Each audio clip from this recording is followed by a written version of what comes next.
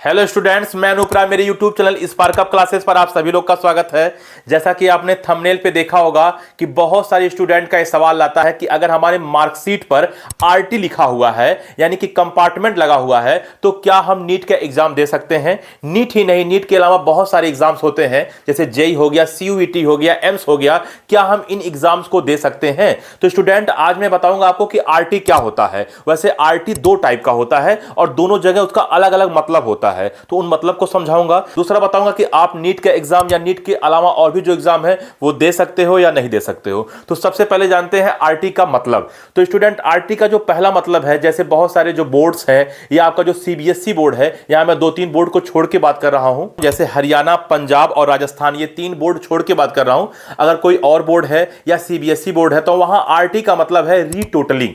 Retotalling का मतलब क्या? जैसे मान लीजिए आपका जब रिजल्ट आया तो उस रिजल्ट में आपको लगा कि किसी सब्जेक्ट में आपका जो नंबर है वो जोड़ने में कुछ गड़बड़ हो गया है। आपके जोड़ने में आपने जैसा पेपर किया था उस हिसाब से मान लीजिए 80 नंबर आ रहा था, लेकिन जोड़ने में आपको जब रिजल्ट आया तो रिजल्ट में आपको 70 नंबर ही मिला। आपको 10 नंबर का लगा कि डिफरेंस है। उस टाइम पे क्या करते हो कि उसे सही कराने के लिए आप अप्लाई करते हो। जब आप अप्लाई करते हो उसके बाद जब फिर से ऐड होता है, मान लीजिए आपका 70 नंबर लिखा था, अब वो 80 नंबर आ गया, जितना आप जोड़े थे उतना ही आया, आप जो थे अपने जगह पर सही थे, तो बगल में लिखा रहेगा आरटी।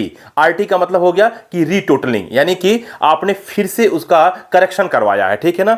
एक आरटी का मतलब तो ये हो गया, लेकिन एक आरटी का मतलब आपका, जैसे मैंने कुछ स्टेट बोर्ड बताया, हरियाणा हो गया, पंजाब हो गया, राजस्थान हो गया, उसका मतलब हो गया यहां रिपीट थ्योरी। तो आरटी का दो मतलब, पहला वाला आरटी का क्या मतलब है? रीटोटलिंग। दूसरा है रिपीट थ्योरी। रिपीट थ्योरी का मतलब वही जो आप कंपार्टमेंट जानते हो। हाँ, इस कंडीशन में जहां रीटोटलिंग वाली बात है आप बिल्कुल एग्जाम दे सकते हो, चाहे वो नीट हो या नीट के अलावा कोई भी एग्जाम हो। अगर आपका आरटी रीटोटलिंग वाला है तो आप एग्जाम दे सकते हो। अब आप कहोगे सर कैसे पता चलेगा कि अगर आरटी लिखा हुआ है तो वह हमारा रीटोटलिंग वाला ही है? तो नीचे जब आपका मार्कशीट आएगा तो वो रीटोटलिंग लिख के आएगा, ठीक है ना। उस पर आरटी का मतलब रीटोटलिंग लिखा रहेगा, तो आप वहां से जान जाओगे कि ये आरटी रीटोटलिंग वाला मतलब है और आप एग्जाम दे सकते हो। यानी कि बस इतना हुआ है, आपने करेक्शन कराया है, जो आपको लग रहा था कि मेरा नंबर कम आ रहा है और ज्यादा आना चाहिए, तो उसमें थोड़ा सुधार हुआ है, ठीक। ये पहला वाला हो गया।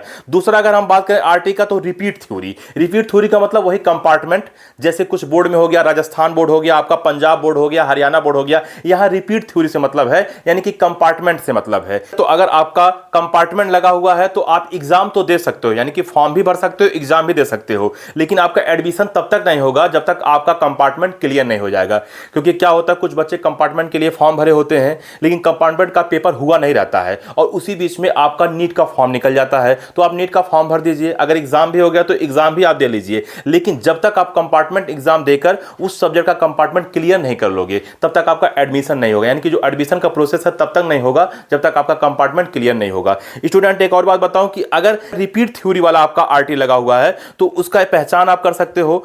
आपके उस सब्जेक्ट में आपका जीरो लिखा होगा या फिर माइनस लिखा होगा या फिर स्टार लगा होगा या फिर नीचे लिखा होगा नीड टू रीअपीयर, तो ये आपका पहचान है कि ये कंपार्टमेंट वाला आपका आरटी है। और उसके पहले वाला जो आरटी था, यानी कि जो रीटोटलिंग वाला आरटी था, उसमें तो कोई टेंशन नहीं है, आप बिल्कुल फॉर्म भर सकते हो, एग्जाम भी दे सकते हो, लेकिन आपका परसेंटेज क्राइटेरिया फुलफिल होना चाहिए। जैसे नीट में मान लीजिए जो भी एलिजिबिलिटी क्राइटेरिया है तो आप एलिजिबिलिटी क्राइटेरिया देख लीजिए।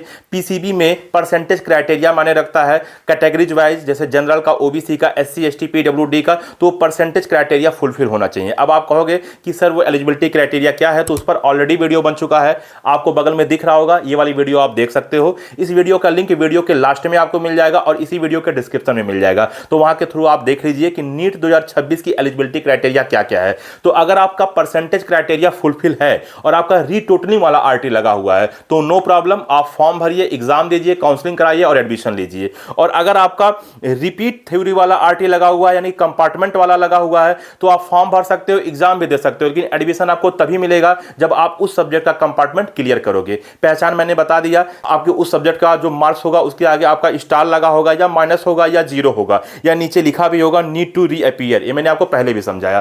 तो स्टूडेंट, ये जो आपकी डाउट है वो पूरी की पूरी क्लियर हो गई होगी। इसी प्रकार से अगर आपके मन में कोई और भी सवाल है, कोई दुविधा है, तो आप बेझिझक हम लोगों से प्रश्न पूछ सकते हो। आप कमेंट में हम लोगों से सवाल कीजिए, क्योंकि आपका जो कमेंट होता है वही हमारा अगला कंटेंट होता है। हम लोग आपकी कमेंट को पढ़ते हैं और पढ़ने के बाद रिप्लाई करते हैं और उसमें से जो हम लोग को सही लगता है उस पर वीडियो भी बनाते हैं। तो आप बेझिझक कमेंट करिए, हम लोग उस पर वीडियो बनाएंगे। तो इस वीडियो में इतना ही, मिलते हैं अगली वीडियो में, तब तक के लिए जय हिंद।